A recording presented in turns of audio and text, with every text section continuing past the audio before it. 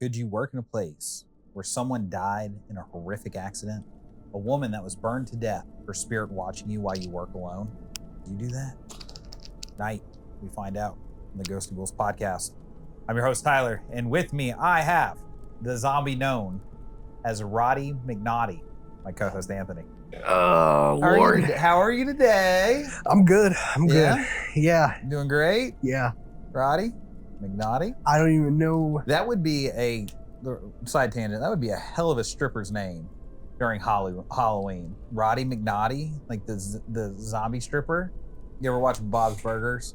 Bob's Burgers. Yeah. No, not really. No, not really? No. Oh. I knew of it. I just never. Tina, his oldest daughter, writes fan fiction and has like a sexual attraction to zombies. Okay. All right. And I feel like she would write a Roddy McNaughty story.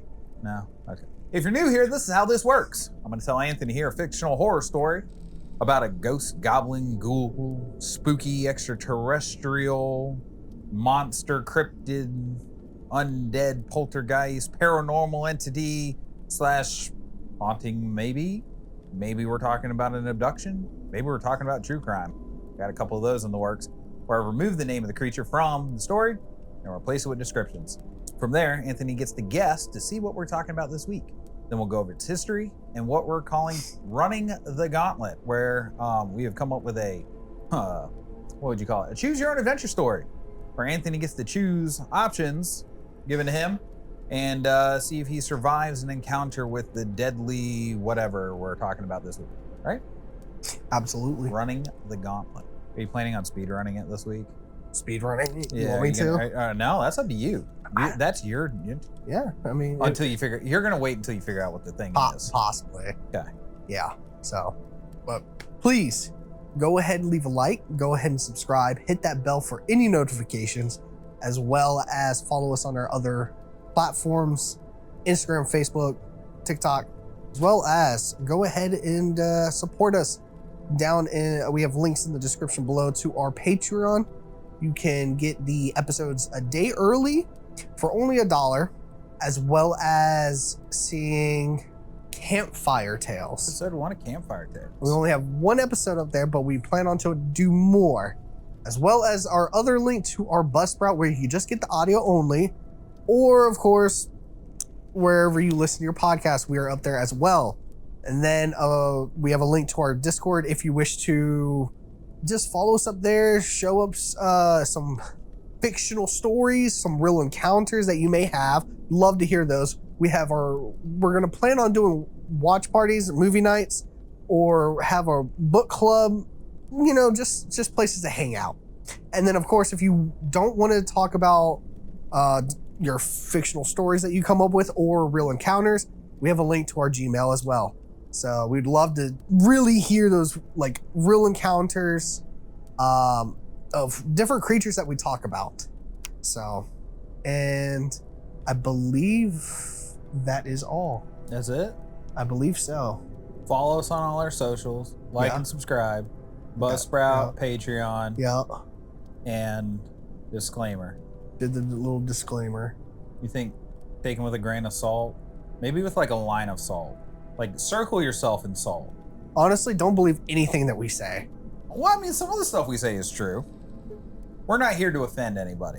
We're just here for a good time and to talk about spooky things. We try not to, and we will never try to. Our novelty black cat is, dude, you know when it's camera time. Look at you, you know.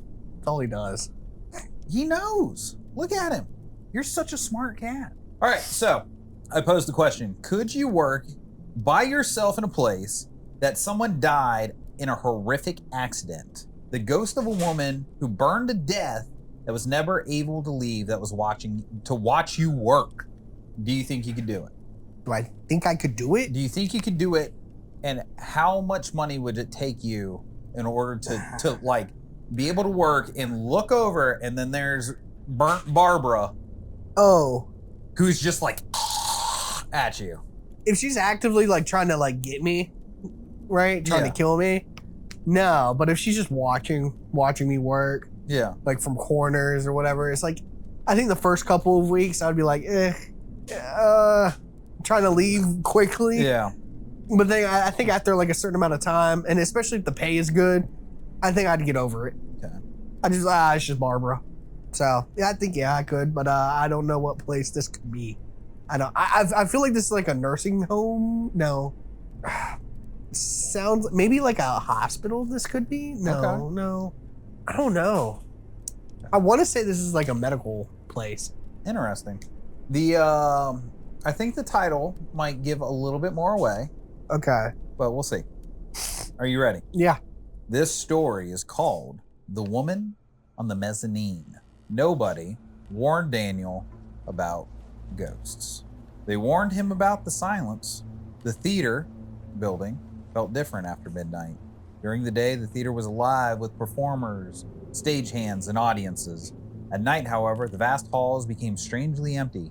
Every footstep echoed, every door sounded too loud. Daniel had worked maintenance there for nearly a year before he saw her. It happened during a rehearsal week. Around 11:30 p.m., he was locking the third floor crown space when movement below caught his eye. A woman crossing the mezzanine. She carried a white laundry basket against her hip. Daniel frowned. The building should have been empty.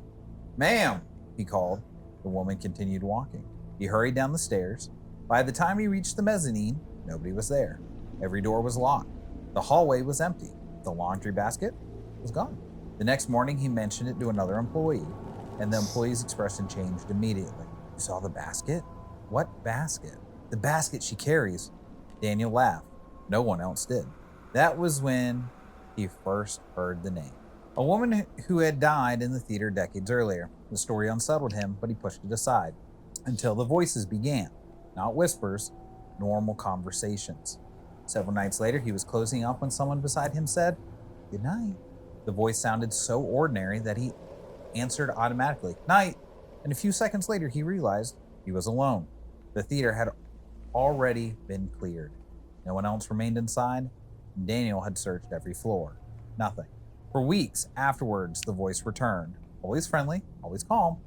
"Good night." "Excuse me? Can you help me?" The strange part wasn't hearing it. The strange part is how familiar the voice became. Daniel began expecting it, listening for it, missing it when it didn't come. And one evening, he found himself speaking into an empty hall. "Hello?" No answer. A feeling of disappointment settled over him. The realization frightened him more than the voice itself. That's when he started to have dreams about it. In them, he wandered through the theater as smoke seeped beneath doors. He never saw flames, only smoke. Thick black smoke rolling along the floor. In every dream, the woman walked ahead of him carrying her laundry basket, and he followed her from floor to floor. Whenever he called out, she never turned around. Night after night, the dreams continued. Each time, she seemed just a little bit closer. Each time, Daniel learned something he couldn't explain. The layout of rooms he had never entered, old stairwells that no longer existed, hidden corners of the building. When he checked the old renovation plans, every detail matched. That should have been impossible. On one rainy night, he stayed late repairing lighting equipment. Nearly 1 a.m., the theater was completely empty. Then he heard footsteps above him, slow, crossing the mezzanine. Daniel looked up. The woman stood at the railing. Her basket rested against her hip, and for the first time, she wasn't walking. She was staring directly at him. The theater suddenly felt much larger. The darkness beyond the seats seemed endless.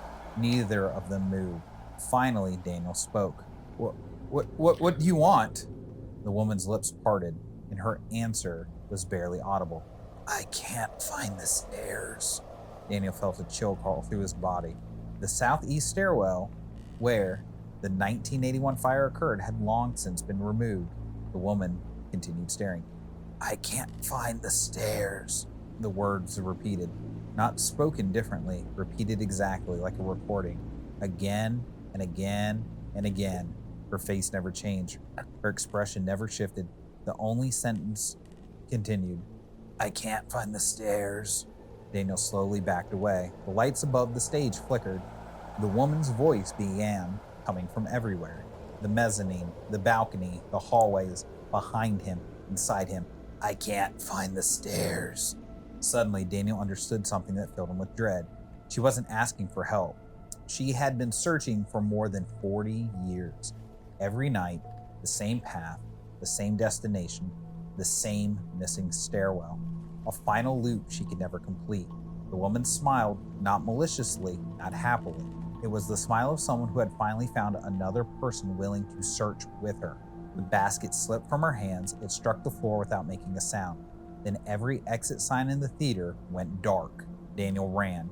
He sprinted through the lobby and out the front of the doors into the rain, and he never looked back. Years later, he still refuses to enter that theater after sunset.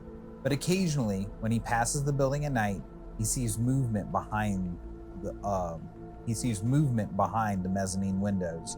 A woman carrying a basket, walking from one side to the other, searching for a stairwell that no longer exists. And sometimes, just before she disappears, she turns her head, and she is as if she is wondering why he stopped following. I don't So know. you got two guesses. You can either name the theater or you can name the woman. I don't know. I feel like I've heard. I feel like I'm trying to remember like the any of like the ghost hunting, like if like Overnight has done anything of like searching this theater. I'm pretty sure they have. I can't think. This one's close to home. No. Nothing? I don't know. No. This is you're gonna kick yourself, right? I guess. Oh, is it that one theater down? Is it like in our area? No. No. It's easily within driving distance though. Oh. No, I don't know. No idea? No. Okay. This is the history of the Carolina Theater in Greensboro, North Carolina. It's one of the state's best known allegedly haunted theaters. The paranormal stories are centered primarily around one Melvaline Reva Ferguson, a woman who died in a fire in the theater in 1981. She was 47 years old, whose death is probably their most famous ghost story, but there are a couple more. But we're going to look at hers first because it is kind of like the weirdest. Yeah. According to contemporary reports, Ferguson entered the Carolina Theater in Greensboro, North Carolina, sometimes before a fire broke out on July 1st, 1981. Investigators concluded that cloth had been ignited in a stairwell, and Ferguson was found dead inside the building. Fire officials reportedly believed she was involved in starting the fire, and the newspaper reports from the time stated that she had a history of mental and emotional illness. The fire caused severe damage to part of the theater, particularly a stairwell area. The building was later restored and reopened, remaining a major performing arts venue in Greensboro. Over the decades, a local legend developed that Ferguson's spirit still haunts the theater. Employees and visitors have reported seeing a woman on the mezzanine level above the stairwell. Interesting. She carries a laundry basket, and they hear voices when the building should be otherwise empty. The apparition tends to disappear when approached, and one of the most commonly repeated stories involves staff members hearing someone say good night when closing the theater, only to realize that nobody else is inside. That experience has often been attributed to the alleged ghost of Ferguson. It is worth noting the historical fact and the ghost legend can be separate things. The historical record supports that Ferguson died in the 81 fire. Reports of haunting apparitions and paranormal activity are part of local folklore and personal accounts rather than verified evidence. But that being said, I do have a very kind of crazy quote. Back in the 80s, there was a homeless woman who had apparently had some medical issues. Came into a movie and hid behind the seats. Apparently, she was denied her medicine that day, and she told them that if she didn't get her medicine, that Greensboro was going to burn that night. After the movie, she hid behind the seats and everybody closed up. She went into the south stairwell and started a fire. She passed away in that fire. Her name was Ferguson. It was pretty bad. It caused a ton of damage to the theater. It took several years to renovate and get it back up to shape to reopen. She has been seen in the mezzanine level, walking across, holding a clothes basket. People during rehearsals have seen her walking back and forth, and then just disappear. So, performing arts theater, you have everybody in there, they're doing rehearsals, they're doing this, they're doing that, and they look up and there is a woman walking across and then just disappears into a wall because that's where the stairwell was. Can I assume that the laundry basket is like the thing that was holding the clothes? Yeah. Was holding the clothes to use the fire? Yeah, I think that's probably what she was transporting her arson things in. It was probably really lax in the 80s. I hate to say she might have snuck in. Snuck it. She caught an exit door, you know. A lot of the like self-magnetizing, like self-locking, like exit-only doors might not have been like really used because I mean this building's old. Yeah, and probably because also like if she's like on medications and she's not taking them, she probably like does that thing where you walk and like you have like you're supposed to be there. And probably that's what happened, and then we was like, oh, I'm not gonna question her. Yeah, but yeah, it's very sad. Mental illness is a thing. Yeah, she passed away, but this one kind of like gave me some chills because there's not enough, but there's enough. If you get what I'm saying, there's not enough like true hard evidence, like oh we caught her on film or we did this or we did that. But as many people hit a performance art stage and how many people they've said up and down that they're like they've seen her. Yeah, I was like, whoa, okay, because there was a lot of like quick quips like oh yeah I saw Ferguson. Oh, I saw her while we were doing this. Oh, while I was locking up, I saw her. While I was doing this, I saw her. While we were in this play, I saw her. While we were rehearsing, we saw her. And it's like there was like groups of people that have seen her, which was kind of like cool. That's interesting. A lot of times I want to be like the person in the room to be like, no, of course it's like, no, you didn't see them. Like you didn't see the ghost. It was just in your imagination, or you just wanted to see something and your mind just kind of put it there. Or here you go. You're sitting there and you're doing your play rehearsal, right? And you know how like theaters have like the warble fabric on the side where they fold it over to like dampen noise or direct noise? Yeah. And you look over and in one of the folds is just her burned face looking at you? No, it's just the coloring of the... It's just the coloring. It looks different. It's like the lipstick demon from Insidious. If I'm rehearsing with a group of people and I am not the only one that sees that, I'm not saying anything. I'm not reacting. I'm leaving and I'm not saying nothing. You're just I'm sending all your friends to hell. That's not what's going to happen. That's crazy. I'm just getting out of there. That's crazy. Right? And if they don't take what I'm doing as like as a sign to leave, because I would sound even more crazy as like, I just saw a face, let's leave, you know? I'm just like, no, I'm out. Peace. Yeah. So Ferguson is not the only ghost in the Carolina Theater. Interesting. Staff have paranormal investigators have also reported a possible little boy spirit said to be connected to a house that stood on the property before the theater was built. Some of his little fun things are objects being moved, particularly chairs, small items being tossed or displaced when no one else was present, and the other ghost is a apparition resembling a former worker that they believe fell during the construction of the theater and died. Oh, like goodness. So he's in like the work clothes, like the coveralls with the tool belt and everything. Yeah. Quote, I was coming in one morning. It was about 7 a.m. I was coming in right through this door, the front door, and walked across the lobby. I was still kind of waking up, and there was a man in work clothes walking across the lobby, maybe 10 to 15 feet in front of me. I followed him all the way across the lobby. I thought it was my coworker. He pushed the door open to the restroom. I walked in right behind him, opened the door, and right as I opened the door, my coworker came from the auditorium. Oh no. The lights were off in the bathroom and there was nobody in there. It was a full body apparition that physically opened the door and vanished right in front of me. It was the weirdest thing that's ever happened to me. And they think it was a steel worker that fell from one of the beams when they were constructing the building. It was probably him because he was wearing overalls or Dickies like one of the workers. Yeah. Another quote. One of her house managers was upstairs when he went to one of our storage closets, and the doorknob started jiggling like crazy. He was like, yeah, I'm not going in there right now, and turned around and walked away. Normal response. Normal response.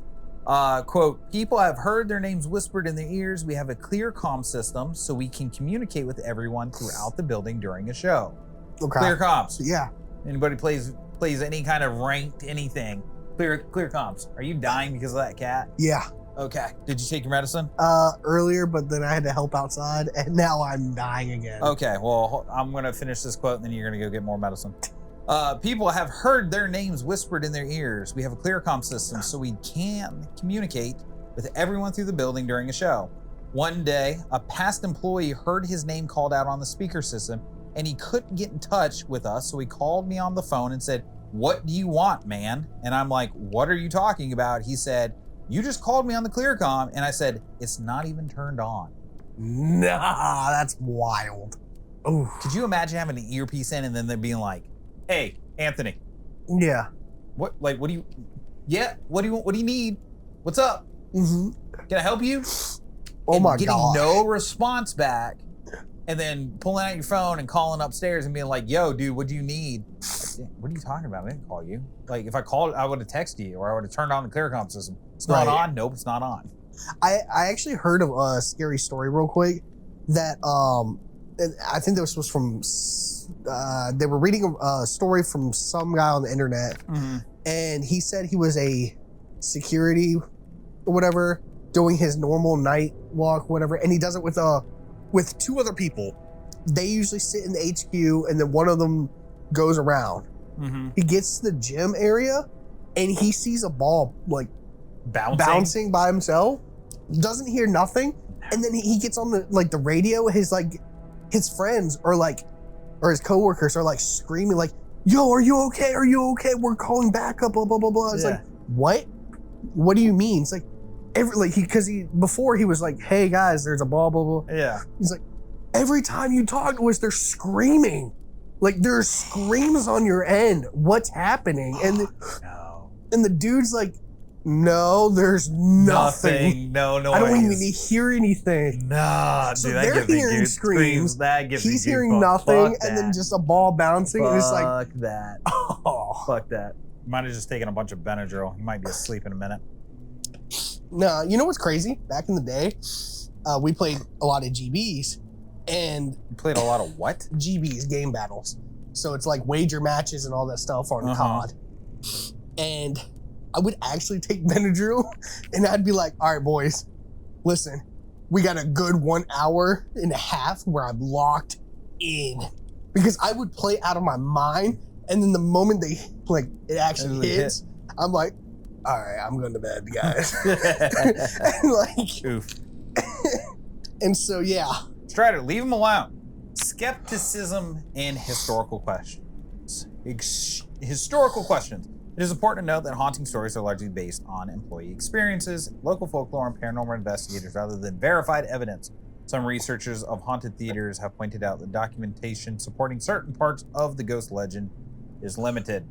So, some people, a lot of skeptics say, there's no written, there's no that, we can't trust it. So, fuck those people. They're assholes. Let us have our ghosts. All right, so why this story kind of endures though, right? It is a combination of historic theater opened in 1927. 1927. Tragic death during a devastating fire. Reports from employees who spent long hours alone in the building has made the Carolina Theater one of North Carolina's most famous paranormal legends. Whether the sightings are supernatural or not, Ferguson remains the figure most associated with the theater's ghost lore. One of the more unsettling aspects of the legend is that the most consistent reports don't involve attacks or threatening behavior. Instead, witnesses just describe seeing a woman quietly walking her usual route through the theater, carrying a basket as though she is still trying to complete a task from decades ago. That's the haunting. It's not that she's malevolent. Yeah. It's not that she's attacking people. It's the fact that time after time after time they see her. I have a theory that maybe she wanted it to burn, right? Her plan was to set fire. She set fire onto the stairwell and thought there was another exit. And she couldn't find, so she did it without like mapping it out, and she just assumed that there's another exit, and then without realizing, like, she fucked up. She put down the only exit, the fire. Yep.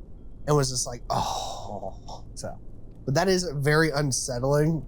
I feel bad because it definitely leans more into the haunting of, you have someone who did something, who obviously had some kind of illness and is trapped there forever. I have to ask, do you think like if they had like an illness, like say like maybe schizophrenia or whatever, that when they die and they're like the haunting, like if they are a spirit or whatever and they're still in whatever place, does that illness still like remain?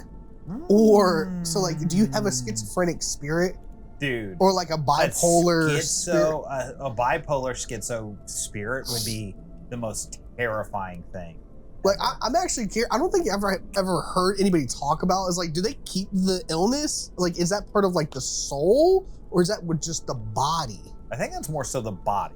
Because a lot of that stuff can be fixed, because a lot of it is like chemical imbalances in the brain, and like, I mean, if you think about like dementia is the deterioration of your frontal lobe, right? So it's like, hey, like your soul. Oh, that's even worse, you know what I mean? To think about, because like your soul knows, but the brain doesn't. But that's even worse to think about, because if you look at like a lot of the asylums or whatever, and why like, you know, people like are spirits, it's because they can't move on. Is like, imagine some of them actually having the illness, but then they die is because their soul actually never wanted to move on. They wanted to live. And it's like, that's I never mind. This is getting too deep into it. Yeah, I mean, but you might be right. I just thought about that. I was like, dude, what about the illness? Yeah. Oh God. It would not surprise me if. All right, so I watched a guy who. It was a Casey Neistat video where he talked about a guy who had some kind of he had some kind of disability, and is it CP? It might be CP. I can't remember exactly what it was, but like he couldn't control certain muscles in his body, but he wanted to run, so he ran the New York Marathon. Okay. Like, as a disabled person, ran the New York Marathon, right? And it was like super, but like super inspiring. But his whole message was, this illness does not define me. I know who I am in my brain. Like, I know who I am in my heart. My body just doesn't work the way it needs to work in order for me to live a normal life. But I live as normal as my body allows me. So like the intelligence and the knowing's there, but it's like, they might. I see what you're saying. On another side note, have you ever seen like the guy that did the paintings of people, like had like schizophrenic people do paintings and stuff like that? And oh my gosh, the most horrifying thing. Okay, all right. So you ready for the gauntlet? Yeah. Are you gonna go fast, or you want to hear it out? Now that you know it's not like a super. I'm gonna see my way out. Only see. We got an A/B right off the rip. Oh, A/B right off the rip. We're gonna go A. Okay. Do you want to like speed through it? Yeah, A and then C all the way. And if there's no C, if there's no C, then A all the way. A all the way. But if there's a C, we're gonna pick it. Okay. Okay. A all the way. All right. You are Anthony, a stage technician working late at the Carolina Theater in Greensboro, North Carolina. The last performers have gone home. The audience is gone. The lobby lights have been dimmed. You, only you, remain inside this historic building. It's beautiful in there. Most employees joke about the theater's most famous ghost, a woman said to wander the upper levels carrying a basket of some sort. You never believed their stories. Silly people. Silly theater types. Tonight, that changes. As you finish locking equipment backstage, you hear footsteps above you, slow, measured, crossing the mezzanine. Building should be empty. Do you investigate the footsteps? You said A all the way. So you investigate the footsteps. You climb the stairs towards the mezzanine. Halfway up, you see a woman crossing the balcony. She carries a white laundry basket. Her clothes look decades out of date. Ma'am, you call. She stops.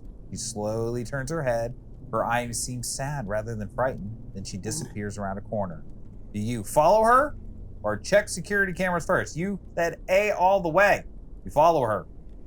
You hurry around the corner. The hallway is empty, but the air smells faintly of smoke. Not fresh smoke, old, like a fire that happened decades ago. Ahead, you notice a basket sitting in the middle of the floor. The woman is nowhere to be seen. Inside the basket are a dozen of old ticket stubs. Each one bears a different date, some over 50 years old. At the bottom is a ticket with tonight's date and your name. Do you pick up the ticket or leave the basket alone? You said A, pick up the ticket. I'm sorry, no, you know what? I'm not, nah, we good. I'm gonna stand on business. You pick up the ticket. Immediately, the theater changes around you. The seats become occupied by hundreds of silent audience members. Old music plays faintly through unseen speakers. The woman appears beside you, and for the first time, she smiles. Thank you for remembering. The next morning, employees discover the theater unlocked. Your tools remain exactly where you left them, but nobody ever sees you again. Years later, staff occasionally report seeing two figures walking the mezzanine. One carries a basket, the other carries a flashlight. Your ending named is Lost in the Show. I'm not gonna lie, I got a ghost baddie. You know, wins a win. I knew you were gonna be clapping ghost cheeks. I knew it. I knew you. That you dirty dog. You dirty dog. You knew. He said. I mean, she might be a little crispy around the edges, but that meat's still all right. I can already see. I just peel the burnt parts off. It'll be all right. I'll eat it still. You walk into the theater. It's like he's never been seen. You've been trying to find me for years and years, and then you see me with the spirit walking, and I like disappear with her. He's like, "You dirty dog!" You just hear. It's just her. It's like, dang, somebody clapping? Like, what's going on? Oh gosh. Ghost cheeks, man. But that's all I got for you. That is the Carolina Theater. That is the Carolina Theater, haunted by. I knew you were gonna forget. I was gonna ask about her name. I was thinking of Barbara from the story. No. It is Melvaline Riva Ferguson. Miss Ferguson, gone before you should have. We're sorry. We might come see you. Rest in peace. Oh. We might go there. Like Greensboro. I would love to visit a lot of these. Not too far away. We could probably make it. I would love to visit a lot of these haunted. I'm curious if we get enough people and we have kind of like a little bit of a following, if we could like score a night. I'm pretty sure you could do that without even just a following. Just it'd probably pay extra. I gotta buy my Winnebago first. Oh my gosh. Okay. Well, if you made it this far, please remember, leave a like, go ahead and subscribe, hit that bell for any notifications. Follow us on our other platforms such as, TikTok, Instagram, Facebook, Twitter, blah, blah, blah, blah. And then we have links in the description where you can go and, support us, and or if you want to send in fictional stories or real stories, we can do that on either the Discord or our Gmail. So, and just want to go ahead and remember once again for our Patreon, $1 only, get the episode a day early, uncut, unedited, everything. And then as well as our campfire tales. And I think our host is remembering of our thank yous. We have to say thank you to a couple special patrons. Yeah. Master Harper. Thank you, Master Harper. Thank you. Thank you, Master Harper. I don't think I'm trying to think of something. I don't think you should add anything. I think you should just thank you, a good bow. I want to add something to it. Thank you, Master Ashley. And you get these Thank you, Master Ashley. Master Harper, may your days be long and prosperous. Master Ashley, please don't hit Anthony again. I was never hit. Okay. Yeah, but if you want, the Patreon shout-outs, any tier gets you a Patreon shout-out, but if you want us to call you Master in some kind of weird kink thing, The master tier. They call me master. That's what it's there for. I don't think anybody would want that, you know. Nobody would want what? To be called master? I don't know. I don't. I got it from Hocus Pocus. Ghosts and ghouls. Stay creepy.